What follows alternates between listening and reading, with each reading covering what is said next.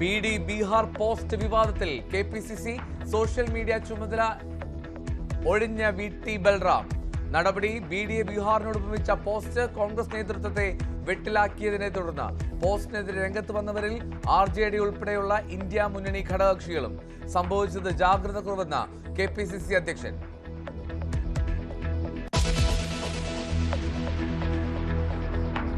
രാഹുൽ മാങ്കൂട്ടത്തിന് പകരം youth Congress president ആരാകണമെന്ന ആലോചന എങ്ങുമെത്തിയില്ല. അബിൻ വർക്കിക്കായി പിടിമുറുക്കി ഐ ഗ്രൂപ്പ്. KM അഭിജിത്തിനെ പ്രസിഡന്റ് ആക്കണമെന്ന വാശിയിൽ എ ഗ്രൂപ്പ്.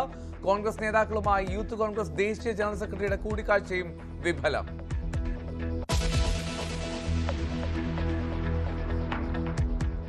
സ്വർണ്ണവില കുതിച്ച് 80,000-ലേക്ക്. പവന് ഇന്ന് 79,560 രൂപ.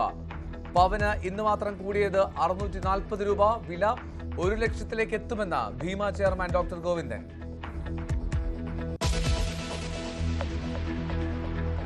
ഇടമലക്കുടി ആദിവാസി മേഖലയിൽ രോഗിയെ ആശുപത്രിയിലെത്തിക്കാൻ വനത്തിലൂടെ ചുമന്നത് 4 കിലോമീറ്റർ. കേരളത്തെ നാണിപ്പിക്കുന്ന സംഭവം ഇന്നലെ തിരുവോണ ദിനത്തിൽ. ചുമന്ന് ആശുപത്രിയിലെത്തിച്ചത് 2 ആഴ്ച മുമ്പ് പനി ബാധിച്ചു മരിച്ച കാർത്തി എന്ന ബാലന്റെ അമ്മൂമ്മ രാജാക്കണ്ണിയെ.